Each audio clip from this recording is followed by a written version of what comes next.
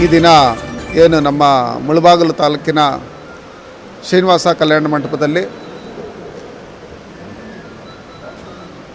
ನಮ್ಮ Narendra ಮೋದಿಜಿರವರ video conference ಇತ್ತು. ಆ ಕಾರ್ಯಕ್ರಮಕ್ಕೆ ನಮ್ಮ ಎಲ್ಲ ಬೂತ್ ಮಟ್ಟದ ಕಾರ್ಯಕರ್ತರು ಬಂದಿದ್ದರು. ತುಂಬ ಯಶಸ್ವಿಯಾಗಿ ಈ ಕಾರ್ಯಕ್ರಮವನ್ನು ನಮ್ಮ ಮುಖಂಡರುಗಳೆಲ್ಲ ಸೇರಿಕೊಂಡು ಎಲ್ಲ ನಮ್ಮ ಟೌನ್ ಅಧ್ಯಕ್ಷರಿರ್ಬೋದು, ಗ್ರಾಮಾಂತರ ಅಧ್ಯಕ್ಷರಿರ್ಬೋದು ಮತ್ತು ಇನ್ಚಾರ್ಜ್ ಇರ್ಬೋದು, ನಮ್ಮ ಎಲ್ಲ ಯುವ ಮೋರ್ಚಾ ಎಲ್ಲ ತಂಡ ಒಗ್ಗಟ್ಟಾಗಿ ಕೆಲಸ ಮಾಡಿ ಈ ಕಾರ್ಯಕ್ರಮವನ್ನು ಯಶಸ್ವಿಗೊಳಿಸಿದ್ದಾರೆ. ಮುಂದಿನ ದಿನಗಳಲ್ಲಿ ಬರ್ತಕ್ಕಂಥ ಲೋಕಸಭಾ ಚುನಾವಣೆಯಲ್ಲಿ ನಮ್ಮ ನರೇಂದ್ರ ಮೋದಿ ಸಾಹೇಬರು ಪ್ರಧಾನಿ ಆಗುವಂಥದ್ದು 100ಕ್ಕೆ 100 ಖಚಿತ. ಆದರೆ ನಮ್ಮ ನರೇಂದ್ರ ಮೋದಿ ಸಾಹೇಬರು ಪ್ರಧಾನಮಂತ್ರಿ ಆಗೋದಕ್ಕೆ ನಮ್ಮ ಕೋಲಾರಿಂದನೂ ಒಂದು ಲೋಕಸಭಾ ಸದಸ್ಯರನ್ನ ಕಳಿಸ್ಬೇಕು ಅಂತೇಳಿ ನಮ್ಮ ಕೋಲಾರ ಜಿಲ್ಲೆಯ ಎಲ್ಲ ಜನತೆಯ ಆಶಯ. ಮತ್ತು ಈ ಕೋಲಾರ ಜಿಲ್ಲೆಯಲ್ಲಿ ಸತತವಾಗಿ 7-8 ಸಲ ಗೆದ್ದಿರ್ತಕ್ಕಂಥ ಈಗ ಹಾಲಿ ಸಂಸದರೇನಿದ್ದಾರೆ, ಈ ಕೋಲಾರ ಜಿಲ್ಲೆಗೆ ಯಾವ ರೀತಿ ಕೋಲಾರ ಜಿಲ್ಲೆ ಜನತೆಗೆ ಮೋಸ ಮಾಡಿದ್ದಾರೆ, ಕೋಲಾರ ಜಿಲ್ಲೆ ಜನತೆಗೆ ಸುಳ್ಳು ಆಶ್ವಾಸನೆಗಳು ಕೊಟ್ಕೊಂಡು ಚುನಾವಣೆಯಲ್ಲಿ ವಿರೋಧ ಅಭ್ಯರ್ಥಿ ಇರ್ತಾರೆ ಅವ್ರನ್ನೆಲ್ಲ ಬುಕ್ ಮಾಡ್ಕೊಂಡು ಇವ್ರು ಗೆದ್ಕೊಂಬಂದಿದ್ದಾರೆ.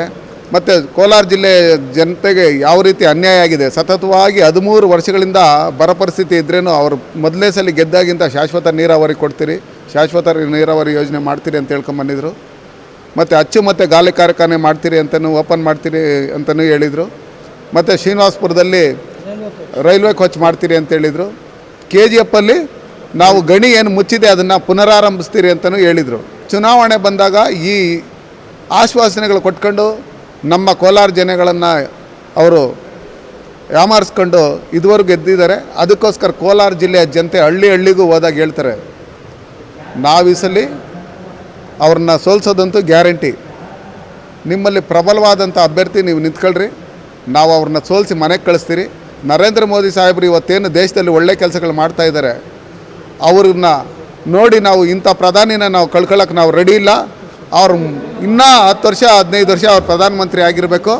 ಅದಕ್ಕೆ ಅವ್ರ ಯೋಜನೆಗಳು ಏನು ಕೊಟ್ಟಿದ್ದಾರೆ, ಇವತ್ತು ರೈತರಿಗೆ ಸಾಲ ಕೊಡೋಂಥವು, ರೈತರಿಗೆ 6,000 ದುಡ್ಡು ಕೊಡೋಂಥವ್ರದ್ದು ಇರ್ಬೋದು, ಮತ್ತು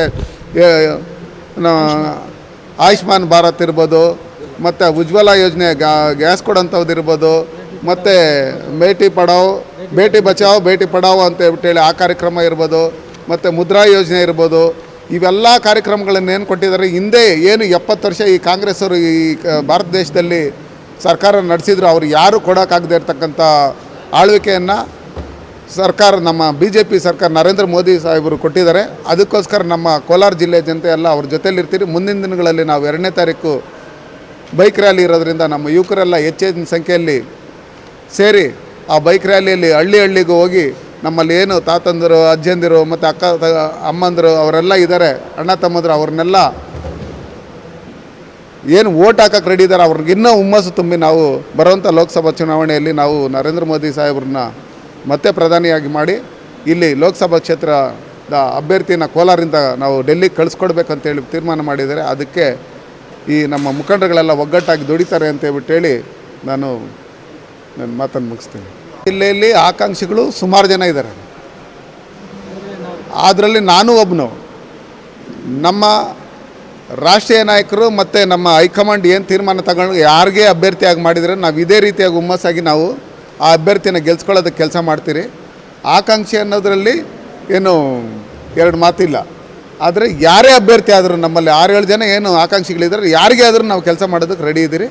ನಮ್ಗೆ ನರೇಂದ್ರ ಮೋದಿಯವರು ದೇಶ ಫಸ್ಟು. ಆ ದೇಶಕ್ಕೋಸ್ಕರ ನಾವು ಈ ಲೋಕಸಭಾ ಕ್ಷೇತ್ರದಿಂದ ಕೋಲಾರಿಂದ ಒಬ್ಬರನ್ನ ಲೋಕಸಭಾ ಸದಸ್ಯರನ್ನ ಕಳಿಸ್ಬೇಕು. ಆ ನಿಟ್ಟಿನಲ್ಲಿ ನಾವೆಲ್ಲ ಒಟ್ಟಿಗೆ ಹಿರಿಯರೆಲ್ಲ ಒಟ್ಟಿಗೆ ಸೇರ್ಕೊಂಡು ಕೆಲಸ ಮಾಡ್ತೀವಿ. ಅದು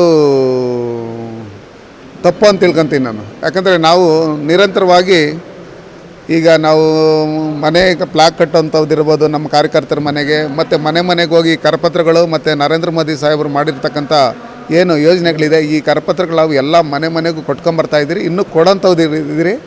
ನಾವು ಇವತ್ತೇನು 2ನೇ ತಾರೀಕು ಬೂತ್ ಮಟ್ಟ ನಮ್ಮ ಬೈಕ್ ರ್ಯಾಲಿ ಮುಗಿದಿದೆ. ಮುಗಿದ್ಮೇಲೆ 3, 4, 5, 6 ಈ 4-5 ದಿನ ಇದೆ ಚುನಾವಣೆ ಬರೋವರೆಗೂ ಇದನ್ನು ಕೊಡ್ತಾನೆ ಇರ್ತೀರಿ. ಇದನ್ನೆಲ್ಲ ಹೆಚ್ಚಿಗೆ ನಮ್ಮ ವಿದ್ಯಾವಂತರಿಗೆ ಕೋಲಾರ ಜಿಲ್ಲೆ ಇರ್ತೀವಿ. ಅದರ ಫಲಾನುಭವಿಗಳ ಪಟ್ಟಿ ಇನ್ನೊಂದು ಮತ್ತೊಂದು ಬಂದಾಗ ನಮ್ಮ ಕೋಲಾರ ಜಿಲ್ಲೆಯಲ್ಲಿ ಹೆಚ್ಚಿಗೆ ಆಯುಷ್ಮಾನ್ ಭಾರತ್ ಇರ್ಬೋದು, ಮತ್ತು ಉಜ್ವಲ ಯೋಜನೆ ಇರ್ಬೋದು, ಮತ್ತು ನಮ್ಮ ರೈತರಿಗೆ ಫಸಲ್ ಬಿಮಾ ಯೋಜನೆ ಇರ್ಬೋದು, ಮತ್ತು ಕಿಸಾನ್ ಯೋಜನೆ ಇರ್ಬೋದು, ಇದೆಲ್ಲ ಯೋಜನೆಗಳು ನೀವು ನೋಡಿದ್ರಿ. ಯಾವುದೇ ನೆಮ್ಮದಿ ಕೇಂದ್ರಗಳ ಹತ್ರ ಹೋದರೆ ಕೂಡ ಕ್ಯೂ ಇದ್ದಾರೆ ಜನ. ಈಗಾಗಲೇ ಬೇರೆ ಸರ್ಕಾರಗಳು ನಿಮ್ಗೆ ರೈತರಿಗೆ ಸಾಲ ಮನ್ನಾ ಮಾಡ್ತೀರಿ, ನೀವು ಅದು ಕೊಡ್ತೀರಿ ಇದು ಕೊಡ್ತೀರಿ ಅಂತ ಹೇಳ್ಕೊಂಡಿರ್ತಕ್ಕಂಥವ್ರು ಒಂದೇ ದಿನ 1 ಕೋಟಿ ಜನಕ್ಕೆ ಅವ್ರ ಅಕೌಂಟಿಗೆ 2,2 ಸಾವಿರ ರೂಪಾಯಿ ಬಂದಿದೆ. ಯಾವುದೇ ದಲ್ಲಾಳಿಗಳದ ಪ್ರಭಾವ ಇಲ್ಲದೆ, ಅವಳಿ ಇಲ್ದಿರ, ಯಾರ್ದು ಕಮಿಷನ್ ಏನೂ ಇಲ್ದಿರ ಡೈರೆಕ್ಟಾಗಿ ಅವ್ರ ಅಕೌಂಟಿಗೆ ಬಂದಿದೆ. ಇವನ್ನೆಲ್ಲ ನೋಡಿದಾಗ ನಮ್ಮಲ್ಲಿ ಭಾರತ ಸ್ವತಂತ್ರ ಬಂದಿದ್ದಾದಮೇಲೆ ಈ ಭಾರತ ದೇಶದಲ್ಲಿ ಇಷ್ಟೊಂದು ಯಶಸ್ವಿಯಾಗಿ ನಮ್ಮ ಭಾರತ ದೇಶನ ನಡೆಸ್ಕೊಂಡು ಹೋಗ್ತಾ ಇರ್ತಕ್ಕಂಥ ಒಬ್ಬ ಶ್ರೇಷ್ಠ ಪ್ರಧಾನಿ ಅಂದರೆ ನಮ್ಮ ನರೇಂದ್ರ ಮೋದಿ ಅವರಂದರೆ ತಪ್ಪಾಗಲಾರ್ದು. ನಮ್ಮ ಈ ಕೋಲಾರ ಜಿಲ್ಲೆಯಲ್ಲಿ ನಾವು ಲೋಕಸಭಾ ಸದಸ್ಯರಾಗಲಿ, ಇಲ್ಲಾಂದರೆ ನಮ್ಮ ಪಾರ್ಟಿಯಿಂದ ಯಾರೇ ಆಗಲಿ, ನಮ್ಮ ಕೋಲಾರ ಜಿಲ್ಲೆಯ ಜನತೆಯ ಕೂಗೇನು, ಅವ್ರ ಕೊರಗೇನು, ಅವ್ರ ಆಸೆ ಏನು, ಅವ್ರ ಕಷ್ಟ ಏನು ಎತ್ತ ಅಂತ ನಮ್ಮಲ್ಲಿ ಎಲ್ಲರಿಗೂ ಗೊತ್ತಿರ್ತಕ್ಕಂಥವುದೇ. ನಮ್ಮ ಮೊದಲನೇ ಆದ್ಯತೆ ಈ ಕೋಲಾರ ಜಿಲ್ಲೆಯ ಜನಕ್ಕೆ ಶಾಶ್ವತ ನೀರಾವರಿ ಯೋಜನೆ ಅಂತ ಮಾಡೋಂಥದ್ದು. ಆ ನಿಟ್ಟಿನಲ್ಲಿ ನಮ್ಮ ನರೇಂದ್ರ ಮೋದಿ ಸಾಹೇಬರು, ನಮ್ಮ ರಾಜ್ಯದ ನಾಯಕರುಗಳು ಎಲ್ಲ ಒಟ್ಟಿಗೆ ಸೇರಿಕೊಂಡು, ನಮ್ಮ ಎಲ್ಲ ಜಿಲ್ಲೆಯ ಜನಗಳು ಒಟ್ಟಿಗೆ ಸೇರಿಕೊಂಡು ಆ ಕಾರ್ಯಕ್ರಮ ನಾವು ಯಶಸ್ವಿ ಮಾಡ್ತೀರಿ. ಆ ನದಿ ಜೋಡಣೆ ಅಂತ ಕಾರ್ಯಕ್ರಮ ಅಂತ ಹೇಳ್ಬಿಟ್ಟು ಏನು ಇವಾಗ ನರೇಂದ್ರ ಮೋದಿ ಸಾಹೇಬರು ಹಮ್ಮಿಕೊಂಡು ಎಲ್ಲ ಕಡೆ ನಡೀತಾ ಇದೆ, ನೋಡ್ತಾ ಇದ್ದೀರಿ. ಅದೇ ರೀತಿಯಲ್ಲಿ ನಮ್ಮಲ್ಲೂ ಇಲ್ಲೂ ಆಗುತ್ತೆ. ಪಕ್ಕದಲ್ಲಿ ಆಂಧ್ರ ಇದರಲ್ಲಿ ಒಂದು ನದಿ ಹೋಗಿದೆ, ಕೃಷ್ಣಾ ನದಿ. ಆ ಥರ ನಮ್ಮ ನರೇಂದ್ರ ಮೋದಿ ಸಾಹೇಬರು ನಮ್ಮ ಕೋಲಾರ ಜಿಲ್ಲೆನೂ ಏನು ಎತ್ತಿನ ಹೊಳೆ ಯೋಜನೆ ನಡೀತಾ ಇದೆ, ಅದು ಮಂದಗತಿಯಲ್ಲಿ ನಡೀತಾ ಇದೆ. ಯರಗೋಳ್ ಯೋಜನೆ ನಡುತ್ತೋ, ಅದು ಮಂದಗತಿಯಲ್ಲಿ ನಡುತ್ತೋ, ಅದರಲ್ಲಿ ಇದುವರೆಗೂ ಯಾರಿಗೂ ನೀರು ಕೊಡೋಕ್ಕೂ ಆಗಿಲ್ಲ. ಆ ಥರ ಇದೆ. ಅದಕ್ಕೋಸ್ಕರ ಮುಂದಿನ ದಿನಗಳಲ್ಲಿ ನಮ್ಮ ಈ ಜಿಲ್ಲೆಯವನಾಗಿ ನಾನು ಈ ಜಿಲ್ಲೆಯ ಜನತೆಯ ಆಶೆ ಏನು, ಅವ್ರದ್ದೇನು ಕಷ್ಟ ಸುಖ ಅಂತೇಳಿ ನಮ್ಗೆ ಗೊತ್ತಿರೋದ್ರಿಂದ, ಅವ್ರ ನಾಡಿ ಮಿಡಿತ ನಮ್ಗೆ ಗೊತ್ತಿರೋದ್ರಿಂದ, ನಮಗೆ ಎಷ್ಟೋ ಜನ ರೈತರು 10 ಬೋರು 9 ಬೋರು ಏನು ಮಾಡ್ಕೊಂಡ್ರೇನೋ, ಬೋರ್ ಹಾಕಿ ಫೈಲೂರ್ ಆದ್ರೂ ಯಾರು ಒಬ್ಬರು ಆತ್ಮಹತ್ಯೆ ಇನ್ನೊಂದು ಮತ್ತೊಂದು ಮಾಡ್ಕೊಂಡಿದ್ದೀರ ದೃಢವಾಗಿ ನಿಂತು ಇನ್ನೊಂದು ಬೋರ್ ಹಾಕ್ಸೋಣ ನೋಡೋಣ ಅಂತ ಹೇಳಿದ್ದಾರೆ. ಇಲ್ಲಿ ನಮ್ಮ ಕೋಲಾರ ಜಿಲ್ಲೆಯಲ್ಲಿ ನಮ್ಮ ಜನ ಏನಿದ್ದಾರೆ ರೈತರು, ಅವ್ರ ಮಕ್ಕಳು ಎಲ್ಲ ವಿದ್ಯಾವಂತರು. ಆ ವಿದ್ಯಾವಂತರು ನಾವು ಜೀವನ ಮಾಡಿ ನಾವು ಸಾಧನೆ ಮಾಡ್ತೀರಿ ಅನ್ನೋ ಒಂದು ಹುಮ್ಮಸ್ಸು ಅವ್ರಿಗಿದೆ.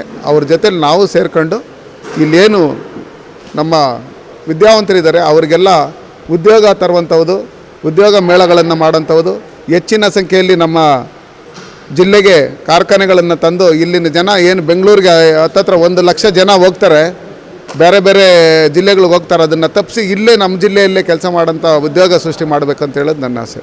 ಕೋಲಾರ ಜಿಲ್ಲೆಯಲ್ಲಿ ಕಾಂಗ್ರೆಸ್ಸವರು, JDS ಅವರು, ಯಾವುದೇ ಪಾರ್ಟಿಯಲ್ಲಿ ಇಲ್ಲದೆ ಇರೋರು ಇವರೆಲ್ಲ ಸೇರಿ ಈ ಸರಿ ಅದನ್ನ ಕಳಿಸ್ಬೇಕು ಅಂತೇಳಿ ಡಿಸೈಡ್ ಮಾಡಿದ್ದಾರೆ. ಅದರಲ್ಲೇನು ಸಂಶಯನೇ ಇಲ್ಲ. ಅವ್ರನ್ನ ಕಳಿಸ್ತಾರೆ. ಜನ ಒಂದು ಸರಿ ಡಿಸೈಡ್ ಮಾಡಿದರೆ ಜನತಾ ಜನಾರ್ದನ ಅಂತೇಳಿ ಅವರು ಡಿಸೈಡ್ ತಗೊಂಡ್ಮೇಲೆ ಮುಗಿದೋಯ್ತು. ಈ ಮೋದಿಜಿ ಅವರ ವಿಡಿಯೋ ಕಾನ್ಫರೆನ್ಸ್ ಕಾರ್ಯಕ್ರಮ ನಿಮಗೆಲ್ಲರಿಗೂ ತಿಳಿದ ಹಾಗೆ ಸಕ್ಸಸ್ ಆಗಿದೆ ಅಂತ ನಾವು ಅಂದ್ಕೋತೀವಿ. ಭಾಳಷ್ಟು ಜನ ಸೇರಿದ್ರು.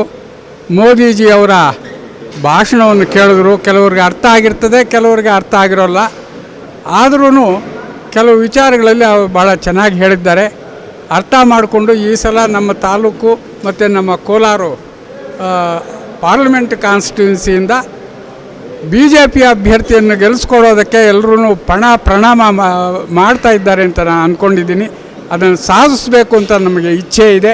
ಅಭ್ಯರ್ಥಿಗಳು ಯಾರೇ ಆಗಿರಲಿ BJP ಅಭ್ಯರ್ಥಿಯನ್ನು ಗೆಲ್ಲಿಸೋದಕ್ಕೆ ನಾವು ಪ್ರಯತ್ನ ಮಾಡ್ತೀವಿ ಅಂತ ಹೇಳಿ 2 ಮಾತುಗಳನ್ನು ಕ್ಷೇತ್ರದ ಇವತ್ತಿನಿಂದಾನೇ ಒಂದು ಭದ್ರ ಪುನಾದಿ ಆಗಬೇಕಂತ ಹೇಳ್ಬಿಟ್ಟು ಎಲ್ಲರಲ್ಲೂ ನಾನು ಮನವಿ ಮಾಡ್ಕೊಳ್ತಾ, ದೇಶ ಇವತ್ತು ಭದ್ರವಾಗಿರಬೇಕಂದ್ರೆ, ಸುಭದ್ರವಾಗಿರಬೇಕಂದ್ರೆ ಕೋಲಾರಲ್ಲಿ ಲೋಕಸಭೆ BJP ಗೆದ್ದರೆ ದೇಶ ಸುಭದ್ರವಾಗಿದೆ ಅಂತ ಹೇಳ್ಬಿಟ್ಟು ಮೊಟ್ಟ ಮೊದಲನೇ ನಾನು ಈ ನಮ್ಮ ವೇದಿಕೆ ಮುಖಾಂತರ ಒಂದು ಮನವಿಯನ್ನು ನಮ್ಮ ಮುನಿಸ್ವಾಮಿಯವರಿಗೆ ಹೇಳಕ್ಕೆ ಇಚ್ಛೆ ಪಡ್ತೀನಿ. ಯಾಕಂದರೆ ದೇಶ ಇವತ್ತು ನಾವು ಅನುಭವಿಸ್ತಾ ಇರೋ ಕಷ್ಟ, ಮೋದಿ ಇಲ್ಲ ಅಂದರೆ ಇನ್ಯಾವ ನಾಯಕರು ನಮ್ಮನ್ನು ಕಾಪಾಡೋ ನಾಯಕರಿಲ್ಲ. ಆದ್ದರಿಂದ ಕೋಲಾರ ಆಗಲಿ ಚಿಕ್ಕಬಳ್ಳಾಪುರ ಆಗಲಿ ಇವತ್ತು BJP MPಗಳು ಗೆದ್ದು ಪಾರ್ಲಿಮೆಂಟ್ಗೆ ಹೋದರೆ ದೇಶ ಸುಭಿಕ್ಷೆ ಆಗಿರುತ್ತೆ ಅಂತ ಹೇಳ್ಬಿಟ್ಟು ನನ್ನ ಅಭಿಪ್ರಾಯ. ಇಲ್ಲ, ಮುಳಬಾಲ್ ತಾಲೂಕಿನ ಭಾರತೀಯ ಜನತಾ ಪಕ್ಷದ ಎಲ್ಲ ಕಾರ್ಯಕರ್ತರು ಕೂಡ ನನ್ನ ವಂದನೆಗಳು. ಇವತ್ತೇನು ಮುಳಬಾಲು ವಿಧಾನಸಭಾ ಕ್ಷೇತ್ರದಲ್ಲಿ ಮಲ್ಲಾಯಕನಹಳ್ಳಿ ಒಂದು ಕಡೆ, ಇಲ್ಲೊಂದು ಕಡೆ, 2 ಕಡೆ ನಮ್ಮದು ವಿಡಿಯೋ ಕಾನ್ಫರೆನ್ಸ್ ನಡೀತು. ಅಲ್ಲಿ ಕೂಡ ಭಾಳಷ್ಟು ಜನ ಸೇರಿ ಅಲ್ಲಿ ಕಾರ್ಯಕ್ರಮ ಯಶಸ್ವಿಯಾಗಿದೆ. ಇಲ್ಲಿಯೂ ಆಯಿತು. ನಮ್ಮ ಒಂದು ಕಾರ್ಯಕ್ರಮಕ್ಕೆ ಮೊದಲಿಗೆ ಆ ಯಶಸ್ಸಿಗೆ ಕಾರಣಕರ್ತರಾದಂಥ ನಮ್ಮ ಅಭ್ಯರ್ಥಿ ಆಕಾಂಕ್ಷಿಯಾದಂಥ ಮುನಿಸ್ವಾಮಣ್ಣವ್ರಿಗೆ, ನಮ್ಮೆಲ್ಲ ನಾಯಕರಿಗೆ ಕೂಡ ನಾನು ವಂದನೆಗಳು ಹೇಳ್ತೀನಿ. ನಮ್ಮೆಲ್ಲ ಕಾರ್ಯಕರ್ತರಿಗೂ ವಂದನೆಗಳು ಹೇಳ್ತೀನಿ. ಇಡೀ ದೇಶದಲ್ಲಿ ಮೊದಲನೇ ಸಲ ಇದು ಗಿನ್ನಿಸ್ ರೆಕಾರ್ಡ್ ಆಗ್ತಾ ಇದೆ. ದೇಶದ ಎಲ್ಲ ವಿಧಾನಸಭಾ ಕ್ಷೇತ್ರಗಳಲ್ಲಿ 2-3 ಕಡೆ ಮಾಡ್ತಾ ಇದ್ದಾರೆ ಇದನ್ನು. ಅದು ಲಕ್ಷಾಂತರ ಜನ ಕಾರ್ಯಕರ್ತರು ಸೇರಿ ಈ ಕಾರ್ಯಕ್ರಮವನ್ನು ಮಾಡಿದ್ದಾರೆ.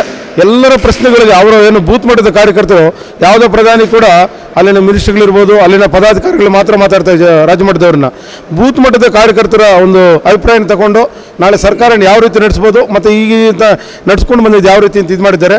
ಅದ್ರ ಜೊತೆಗೆ ಈಗ ತಾನೇ ನಮಗೇನು ಪುಲ್ವಾಮಾ ಘಟನೆ ಏನಾಯಿತು ಅದರ ಪ್ರತೀಕಾರನ ತೀರಿಸ್ಕೊಂಡು ಇದು ಮಾಡಿದ್ದಾರೆ. ಪ್ರಪಂಚದಲ್ಲಿ ನಮಗಿನ್ನಷ್ಟು ಆನಂದ ಆಗ್ತಾಯಿದೆ, ಸಂತೋಷ ಆಗ್ತಾಯಿದೆ. ಈ ಹೆಮ್ಮೆಯ ಸಂದರ್ಭದಲ್ಲಿ ನಮ್ಮ ಈಗ ತಾನೇ ಪ್ರಧಾನಮಂತ್ರಿಗಳ ಜೊತೆ ನಾವು ಕೂಡ ಸಂವಾದದಲ್ಲಿ ಇದ್ದುವಲ್ಲ ಅಂತ ಒಂದು ಸಂತೋಷ ಆಗ್ತಾಯಿದೆ. ಈ ಕಾರ್ಯಕ್ರಮ ನಡೆಸ್ಕೊಟ್ಟಂಥ ಅವ್ರಿಗೆ ಯಶಸ್ವಿ ಮಾಡಿಕೊಟ್ಟಂಥ ನಮ್ಮ ಮುನಿಸ್ವಾಮಣ್ಣ ಮತ್ತು ನಮ್ಮೆಲ್ಲ ಪದಾಧಿಕಾರಿಗಳು ಮತ್ತು ನಾಯಕರಿಗೆಲ್ಲರೂ ಕೂಡ ವಂದಿಸಿ ನಾನು ಇದು ಮಾಡ್ತಾಯಿದ್ದೆ. ಏನು ಈ ದಿನ ನಾವು ಪ್ರಧಾನಮಂತ್ರಿಯವರ ಜೊತೆ ಸಂವಾದ ಕಾರ್ಯಕ್ರಮದಲ್ಲಿ ತೊಡಗಿಕೊಂಡಿದ್ದೀವಿ. ತುಂಬ ಸಂತೋಷ ಆಗ್ತಾಯಿದೆ, ನಮ್ಗೆ ಹೆಮ್ಮೆ ಆಗ್ತಾಯಿದೆ. ಇಡೀ ದೇಶದಾದ್ಯಂತ ಒಂದೇ ಸರಿ ಪ್ರಧಾನಿಯವ್ರ ಜೊತೆ ನಮ್ಮ ಇದನ್ನು ಹಂಚ್ಕೊಂಡಿರೋದಕ್ಕೆ ನಮ್ಗೆ ತುಂಬ ಸಂತೋಷ ಆಗ್ತಾಯಿದೆ. ಅದೇ ರೀತಿಯಾಗಿ ನಮ್ಮೊಂದು ಬೇಡಿಕೆ ಇದೆ, ಪ್ರಧಾನಿ ಮೋದಿಯವರು ಮತ್ತು ನಾವು ಗೆಲ್ಲಿಸ್ತಕ್ಕಂಥ ಅಭ್ಯರ್ಥಿಯಲ್ಲಿ ಒಂದು ನಿನಾದ ಮಾಡ್ತಾಯಿದ್ದೀವಿ ನಮ್ಮ ಯುವ ಮೋರ್ಚಾ ವತಿಯಿಂದ. ಕೋಲಾರಕ್ಕೆ ಕಾವೇರಿ ನೀರು ಅನ್ನೋ ಒಂದು ನಿನಾದ ಬೇಡಿಕೆ ಥರ ನಿನಾದ ಮಾಡ್ತಾಯಿದ್ದೀವಿ. ಆ ನಿಟ್ಟಿನಲ್ಲಿ ನಮಗೆ ಮುಂದೆ ಬರೋ ಸಂಸದರು ನಮಗೆ ಅನುಕೂಲ ಮಾಡಿಕೊಡ್ಬೇಕಂತ ಈ ಮುಖಾಂತರ ಕೇಳ್ಕೊತೀವಿ. ಇಲ್ಲಿ ಎಲ್ಲ ಮುಳಬಾಗಿಲು ತಾಲೂಕು ಮತ್ತು ನಮ್ಮ ಜಿಲ್ಲೆಯ ಎಲ್ಲ ಕಾರ್ಯಕರ್ತರು ಕೂಡ ಮನವಿ ಮಾಡ್ತಾಯಿದ್ದೀವಿ. ಎಲ್ಲ ಒಟ್ಟಿಗೆ ಕೆಲಸ ಮಾಡಿ, ಈ ಸತಿ ನಾವು ಒಟ್ಟಿಗೆ ಕೆಲಸ ಮಾಡ್ತೀವಿ. ಎಲ್ಲರೂ ಕೂಡ ಯಾರೇ ಅಭ್ಯರ್ಥಿ ಆಗಲಿ ಒಟ್ಟಿಗೆ ಕೆಲಸ ಮಾಡಿ ನಾವು ಗೆಲ್ಲಿಸ್ತೀವಿ ಅಂತ ಆಶ್ವಾಸನೆ ಕೊಡ್ತಾ ಮುಂದೆ ಎಲ್ಲರೂ ಕೂಡ ಒಟ್ಟಿಗೆ ಕೆಲಸ ಮಾಡಬೇಕು ಅಂತ ಹೇಳ್ತೀವಿ ಅಷ್ಟೇ. ಇವತ್ತು ನಮ್ಮ ನೆಚ್ಚಿನ ಪ್ರಧಾನಮಂತ್ರಿಗಳು ಏನು ಬೂತ್ ಮಟ್ಟದ ಕಾರ್ಯಕರ್ತರ ಜೊತೆ ನೇರ ಸಂವಾದ ಕಾರ್ಯಕ್ರಮವನ್ನು ಇಟ್ಕೊಂಡಿದ್ದರು. ಈ ಒಂದು ಕಾರ್ಯಕ್ರಮದಲ್ಲಿ ಭಾಗವಹಿಸೋದಕ್ಕೆ ಭಾಳ ಸಂತೋಷದಿಂದ ಮತ್ತು ಮುಂದೆ ಬರೋ ಚುನಾವಣೆಗೆ ಬಹಳ ಆತ್ಮಸ್ಥೈರ್ಯದಿಂದ ಎಲ್ಲ ಕಾರ್ಯಕರ್ತರು ಭಾಗವಹಿಸಿದರು. ಹಾಗಾಗಿ ಈ ಒಂದು ಕಾರ್ಯಕ್ರಮದಲ್ಲಿ ಭಾಗವಹಿಸೋದಕ್ಕೆ ಭಾಳ ಹೆಮ್ಮೆ ಮತ್ತು ಸಂತೋಷ ಅಂತ ನಮಗೂ ಅನ್ನಿಸ್ತಾ ಇದೆ. ಇವತ್ತಿನ ಈ ಕಾರ್ಯಕ್ರಮ, ಈ ಯುವಕರ ಉತ್ಸಾಹ ನಾವು ನೋಡಿದಾಗ ಮುಂದಿನ ಚುನಾವಣೆ ಕೋಲಾರ ಜಿಲ್ಲೆಯಲ್ಲಿ ಭಾರತೀಯ ಜನತಾ ಪಾರ್ಟಿ ಅಭ್ಯರ್ಥಿ ಯಾರೇ ಆದರೂ ಕೂಡ ಗೆಲ್ಲೋದು ಶತಸಿದ್ಧ ಅನ್ನೋ ಭಾವನೆಯನ್ನು ಮೂಡ್ತಾ ಇದೆ. ಇದು ನಿರಂತರವಾಗಿ ಕಾರ್ಯಕ್ರಮಗಳನ್ನು ನಮಗೆ ಕೊಟ್ಟಿದ್ದಾರೆ. ಅದು ಕೊನೆಯ ವ್ಯಕ್ತಿಯವರೆಗೂ ತಲುಪುವಂಥ ಕಾರ್ಯಕ್ರಮಗಳಾಗಿರ್ತದೆ.